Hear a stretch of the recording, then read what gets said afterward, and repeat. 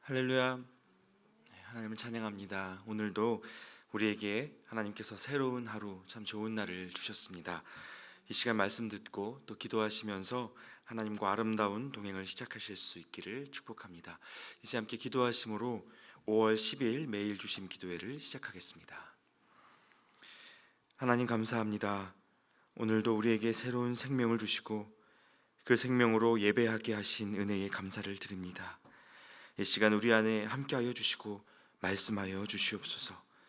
말씀을 보고 또 기도하는 이 시간을 통하여 하나님이 주시는 힘과 위로를 누리게 하여 주시옵소서. 예수님의 이름으로 기도하옵나이다. 아멘. 오늘 하나님께서 우리에게 주시는 말씀은 레위기 7장 11절부터 27절까지의 말씀입니다. 레위기 7장 11절부터 27절까지의 말씀을 봉독하겠습니다. 여호와께 드릴 화목 제물의 규례는 이러하니라. 만일 그것을 감사함으로 드리려면 기름 섞은 무교병과 기름 바른 무교 전병과 고운 가루에 기름 섞어 구운 과자를 그 감사 제물과 함께 드리고 또 유교병을 화목제의 감사 제물과 함께 그 예물로 드리되 그 전체의 예물 중에서 하나씩 여호와께 거제로 드리고 그것을 화목제의 피를 뿌린 제사장들에게로 돌릴지니라. 감사함으로 드리는 화목제물의 고기는 드리는 그날에 먹을 것이요 조금이라도 이튿날 아침까지 두지 말 것이니라. 그러나 그의 예물의 제물이 서원이나 자원하는 것이면 그 제물을 드린 날에 먹을 것이요 그 남은 것은 이튿날에도 먹되 그 제물의 고기가 셋째 날까지 남았으면 불사를 지니 만일 그 화목제물의 고기를 셋째 날에 조금이라도 먹으면 그 제사는 기쁘게 받아들여지지 않을 것이라. 드린 자에게도 예물답게 되지 못하고 도리어 가증한 것이 될 것이며 그것을 먹는 자는 그 죄를 짊어지리라. 그 고기가 부정한 물건에 접촉되었으면 먹지 말고 불사를 것이라. 그 고기는 깨끗한 자만 먹을 것이니 만일 몸이 부정한 자가 여호와께 속한 화목제물의 고기를 먹으면 그 사람은 자기 백성 중에서 끊어질 것이요 만일 누구든지 부정한 것 곧 사람의 부정이나 부정한 짐승이나 부정하고 가증한 무슨 물건을 만지고 여호와께 속한 화목제물의 고기를 먹으면 그 사람도 자기 백성 중에서 끊어지리라. 여호와께서 모세에게 말씀하여 이르시되 이스라엘 자손에게 말하여 이르라. 너희는 소나 양이나 염소의 기름을 먹지 말 것이요 스스로 죽은 것의 기름이나 짐승에게 찢긴 것의 기름은 다른 데는 쓰려니와 결단코 먹지는 말지니라. 사람이 여호와께 화제로 드리는 제물의 기름을 먹으면 그 먹는 자는 자기 백성 중에서 끊어지리라. 너희가 사는 모든 곳에서 새나 짐승의 피나 무슨 피든지 먹지 말라. 무슨 피든지 먹는 사람이 있으면 그 사람은 다 자기 백성 중에서 끊어지리라. 아멘. 지난주부터 우리는 이 레위기 본문 속에서 하나님께서 가르쳐 주시는 5가지 제사와 그 제사를 드릴 때 특별히 주의해야 될 그 규례들에 대해서 말씀을 나누고 있습니다. 주일 본문에서 번제와 소제를 드릴 때는 이 끊어지지 않는 하나님의 임재와 예배 그리고 그 앞에 드려지는 우리의 전적인 헌신이 있어야 한다고 했고요. 어제 본문을 통해서는 속죄제와 속건제를 드릴 때 하나님께서 받으실 만한 거룩 즉 정결한 삶이 있어야 한다고 우리가 말씀을 나누었습니다. 그리고 그 거룩은 세상에 대한 분리나 거절이 아니라 구별된 동행이라는 것을 나누었죠. 하나님께서 귀하게 여기시는 것을 우리도 귀하게 여기는 그 믿음의 태도가 거룩한 예배라는 것을 우리가 말씀을 통해서 묵상하고 배웠습니다. 자, 그리고 이제 오늘 말씀은 어제에 이어서 화목제물을 드리는 규례에 대해서 다룹니다. 하나님께 화목제를 드릴 때 우리가 기억하고 지켜야 할 가치가 무엇인지 말씀을 통해 깨닫는 시간 되시기를 축복합니다. 자, 먼저 여러분, 화목제가 어떤 제사입니까? 지난주 말씀을 통해 살펴보았던 것처럼 화목제는 하나님이 우리에게 주신 구원의 은혜와 기쁨을 누리면서 하나님과의 화목한 관계에 감사하기 위해서 드리는 제사였습니다. 그런데 여러분, 감사와 기쁨에는 특징이 있습니다. 다 채워지고 끝나는 것이 아니라 계속해서 흐르고 넘친다는 것입니다. 그래서 화목제를 드리는 우리의 마음에 감사가 차고 넘치면 하나님 앞에 자발적으로 예배드리는 자원제가 되기도 하고 특별한 서원을 올려드리는 서원제가 되기도 하는 것입니다. 이것이 화목제 안에 감사제, 자원제, 그리고 서원제가 있는 이유이기도 하는 것이죠. 그러니까 화목제를 이렇게 세 가지 제사로 분류하지만 이것은 각기 다른 제사라기보다는 하나님이 베풀어 주신 은혜에 대한 감사와 감격으로 자연스럽게 생겨나는 연쇄적인 예배인 것입니다. 그리고 이 화목제의 또 한 가지 특징은 그 감사와 기쁨이 우리 자신의 내면에서 흘러넘칠 뿐만 아니라 우리 주변의 관계를 타고 이웃과 세상으로도 흘러간다는 점입니다. 여러분, 이전까지 함께 보았던 보통의 제사들은 태워서 올려드리는 번제로서 하나님과의 관계 회복을 위한 수직적인 제사였습니다. 우리 자신과 하나님 사이의 관계를 다루는 그런 예배 예식이었습니다. 그러나 이 화목제는 하나님과의 관계뿐만이 아니라 이웃과의 관계, 그리고 우리가 살아가고 있는 이 피조 세계와의 관계 회복으로 우리 신앙의 지경을 넓혀주는 그런 의미의 제사라는 것입니다. 그래서 실제로도 이스라엘 백성들은요, 이 화목제를 드릴 때면 제사장이 아닌 사람들까지도 제물의 고기를 먹고 또 함께 누릴 수 있었습니다. 제사장이 자기의 몫을 먹을 뿐만 아니라 다른 예배자들이 함께 먹을 수 있도록 그 제물이 나뉘어졌었는데 일반 백성들이 먹어도 되는 유일한 제물이 바로 이 화목제사의 제물이었습니다. 그래서 여러분, 오늘 말씀 속에서 화목제물을 드리는 규례로 하나님께서 우리에게 강조해 주시는 한 가지 단어를 꼽자면 그것은 나눔입니다. 죄인 되었던 우리를 자녀 삼아 주시고 부정했던 우리를 예수 그리스도의 보혈로 거룩하다 말씀해 주신 그 은혜는 우리 안에서만 머물지 않고 자연스럽게 이웃과 세상에게로 흘러가게 되어 있습니다. 그런데 여러분, 그 흘러넘침의 동기가 무엇입니까? 강압적인 율법의 명령 때문입니까? 규례가 그러하니까 억지로라도 흘러보내야 하는 걸까요? 여러분, 오늘 말씀은요, 화목제의 은혜가 수많은 관계 속으로 흘러가도록 하는 그 동기가 철저히 감사와 기쁨이어야 한다는 것을 우리에게 가르쳐 줍니다. 이건 억지로 하는 일도 아니고 누군가 쥐어짜낸다고 되는 일도 아니라는 것입니다. 여러분, 혹시 어느 날 우리가 드리는 이 예배가 감사와 기쁨을 잃어버린 예배가 되어 있다면, 그저 예배해야 하니까 하는 그런 예배가 되어 있다면 여러분, 그때에는 반드시 하나님 앞에 멈추어서 돌아보셔야 합니다. 그런 율법적 예배의 지속은 우리의 마음을 황폐하게 만듭니다. 예배의 감격과 충만한 은혜로부터 오히려 우리를 무뎌지게 만들어요.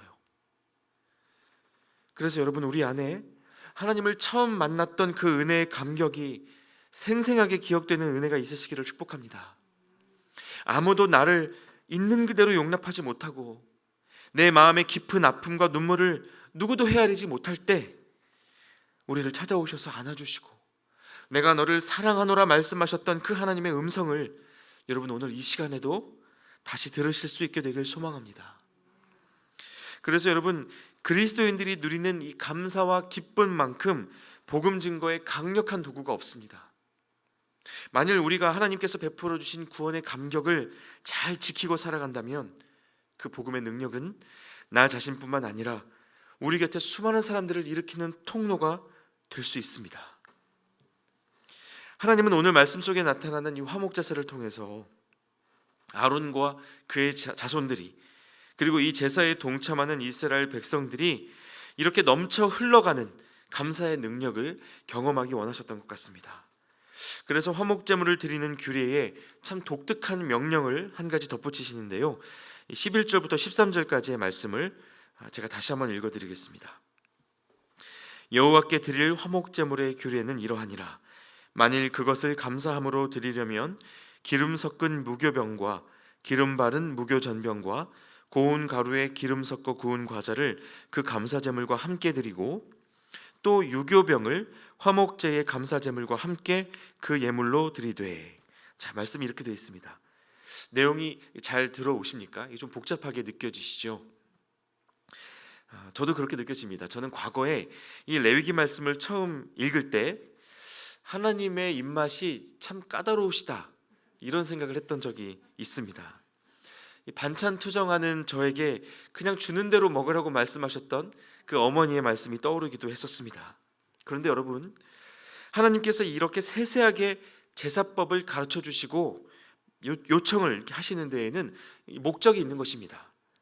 하나님의 입맛에 맞추기 위해서가 아니라 예배드리는 우리에게 하나님의 마음을 가르쳐 주시기 위한 목적, 우리와 온전한 관계 회복을 이루기 원하시는 그런 하나님의 선한 목적이 이 안에 있는 것입니다. 그래서 여러분, 레위기 말씀은요, 깊이 해부해서 묵상할수록 하나님의 사랑을 더욱 꼼꼼하고 또 세세하게 느끼게 합니다. 자, 방금 읽으셨던 말씀 중에서는 13절에 주목해 보시면 좋겠습니다. 여기에는요, 유교병은 누룩이 들어가 있는 그런 과자를 이야기하는 것인데, 누룩이 들어간 이 유교병을 감사제물과 함께 드리라는 명령이 있었습니다. 여러분, 이건 아주 독특한 명령입니다. 왜냐하면 보통 소제에는요, 누룩을 넣지 않습니다. 누룩은 빵을 부풀릴 때 쓰는 이스트인데, 평소 하나님께 제사 드릴 때에는 그 제물을 있는 그대로 순전하게 드려야지 이렇게 누룩을 넣어서 부풀리면 안 되는 일이었습니다.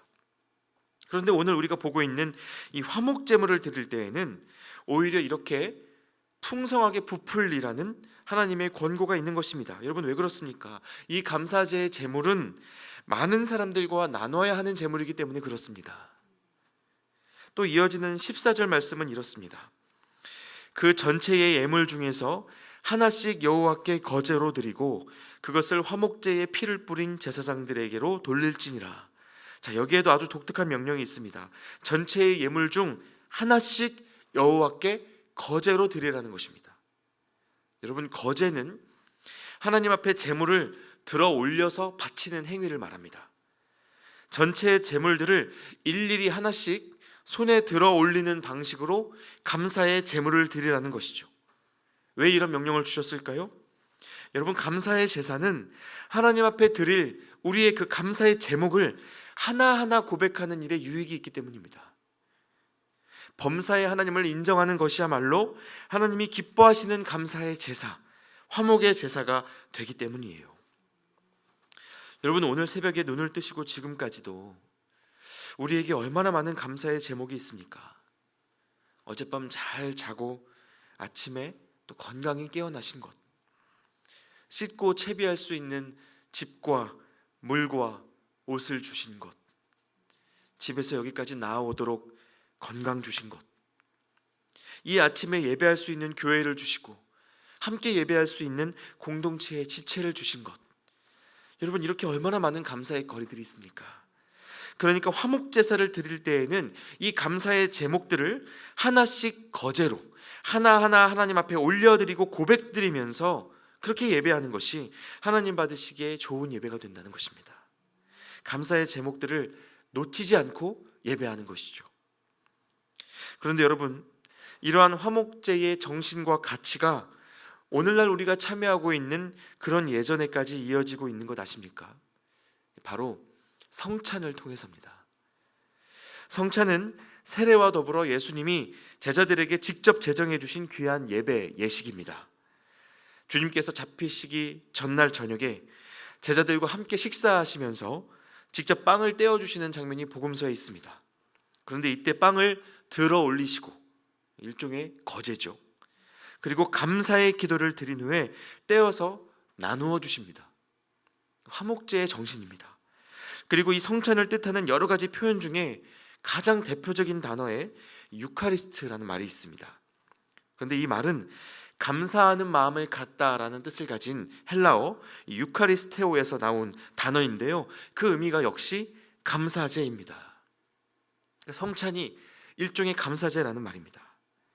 여러분, 이뿐만이 아니에요. 초대교회 성도들은요, 모여서 예배할 때마다 성찬을 행했는데 성찬 후에 남은 성물, 즉 남긴 빵과 포도주를 교회 밖에 있는 가난한 사람들과 나누었습니다. 그리고 그들 모두가 그리스도 안에서 하나임을 기억할 수 있도록 도왔습니다. 예배가 세례받은 자들만을 위한 잔치로 머물지 않도록 그들의 마음의 품을 넓혔던 겁니다. 이때 나누어진 그 성물, 그 남은 성물을 페르멘툼이라고 불렀는데요, 이 말의 뜻이 누룩입니다. 일반 소재에서는 쓰이지 않던 그 누룩을 왜 하나님께서 감사의 제사인 화목제에서만큼은 사용하게 하셨는지 여러분, 연결이 좀 되시죠? 바로 그 하나님의 뜻이 이 초기 교회의 성찬 전통 안에 이렇게 녹아져 있었던 겁니다. 그래서 오늘 본문 15절 말씀에도 보시면 감사함으로 드리는 화목제물의 고기는 드리는 그날에 먹을 것이요 조금이라도 이튿날 아침까지 두지 말 것이니라 라고 말씀하셨습니다. 그날에 다 먹으라는 거예요. 여러분, 그런데 제사장이요, 만약에 제물로 소라도 잡은 날이면 그 양이 대략 400kg입니다. 여러분, 이 400kg의 고기 하루 동안 먹어보셨습니까? 이 정도의 고기를 쌓아두지 않고 다 먹을 수 있는 방법, 하루 만에 소진할 수 있는 방법은 한 가지밖에 없습니다. 나누어 먹는 겁니다. 하나님을 향한 감사와 기쁨을 세상으로 흘려보내어 함께 누리는 것이죠. 이것이 이스라엘의 하나님이 권면하시는 아주 중요한 예배의 한 요소가 된다는 것입니다. 그러나 물론 하나님께서 여러분 이렇게 감사의 나눔과 교제를 권면하시면서도 한 가지 분명하게 제안하신 것은 있었습니다. 제물의 피와 기름은 절대 먹지 말라는 것입니다. 왜 그렇습니까? 먹는 것 자체가 죄이기 때문인가요? 이 시대라도 율법이 부정하다고 규정한 음식 먹으면 안 되는 것인가요? 하나님이 받으시는 거룩이 그런 율법적 조항 안에 있지 않다고 어제도 말씀을 나누었습니다. 하나님께서 모든 것을 나누어 주시되 피와 기름만큼은 금지하셨던 이유는 수많은 사람에게 값없이 주어진 은혜이지만 이 은혜가 어디로부터 왔는지, 누가 무엇을 위하여 베풀어 주신 은혜인지만큼은 반드시 기억해야 했기 때문입니다. 여러분, 피와 기름은 생명을 상징합니다. 그리고 그 생명은 오직 하나님께서 주장하십니다. 이 땅에서 먹고 마심으로 누리는 유한한 생명뿐만 아니라 하나님 나라에서 누리게 될 영원한 생명까지도 하나님께서 주관하십니다. 이것을 잊은 채, 이것을 모른 채 먹고 나누면 여러분, 그것은 그냥 구제를 위한 세상 잔치로 끝나버리고 맙니다. 오병이어로 수천 명을 먹여주신 예수님의 기적 앞에서도 이 땅에서의 배부른 인생을 꿈꿨던 사람들은 예수님이 누구신지에 대해 관심 갖지 않았습니다. 그분을 유대의 왕으로 삼아서 평생 밥 걱정 안 하고 살아야겠다는 것이 그들이 품었던 얕은 소원의 전부였어요. 그러나 여러분, 하나님께서 화목제를 통하여 나눔을 권면하신 이유는 단순히 배부르고 끝나라는 것이 아니라 세상이 하나님을 기억하고 하나님이 누구신지를 알게 하시기 위함이었습니다. 그래서 바울이 고린도 교회에 편지하면서 성찬에 대하여, 감사제에 대하여 이렇게 씁니다. 고린도전서 11장 29절인데요. 주의 몸을 분별하지 못하고 먹고 마시는 자는 자기의 죄를 먹고 마시는 것이라. 이렇게 이야기합니다. 여러분, 오늘 하루 우리에게 주신 은혜의 감격, 그 감사와 기쁨을 세상의 좋은 것으로 나누시는 날이 되시길 바랍니다. 그러나 단순히 이 땅의 즐거움을 위한 것이 아니라 그것이 영생을 위하여 하나님께로부터 온 선물임을 분명하게 드러내실 수 있기를 바랍니다. 나의 배부름만을 위하여 살아가는 자들을 통해 세상은 그리스도를 알아볼 수 없습니다. 그러나 우리에게 허락된 모든 것이 우리 모두를 위하여 주어진 일용할 양식이라는 것을 생각하는 사람에게는 그리스도의 향기가 나는 법입니다. 그렇게 서로를 돌아보고 세상을 돌아보는 그런 하나님의 사람들로 살아가시는 이 한 날 되시기를 주님의 이름으로 축원합니다. 함께 기도하겠습니다. 하나님, 오늘도 우리에게 말씀해 주셔서 감사합니다. 화목제물 안에 담긴 하나님의 뜻을 깨닫고 감사와 나눔의 가치를 알게 해 주셔서 감사합니다. 우리가 이 하루를 사는 동안 하나님께서 주신 수많은 감사의 제목들을 기억하게 하시고 그 기쁨을 이웃과 나누며 사는 이 한날이 되게 하여 주시옵소서. 하나님이 기뻐 받으실 만한 예배가 우리 안에 끊어지지 않도록 역사하여 주시옵소서. 예수님의 이름으로 기도하옵나이다. 아멘. 이제 계속해서 각자의 기도 제목으로 기도하시면서 하나님 앞으로 나아가도록 하겠습니다.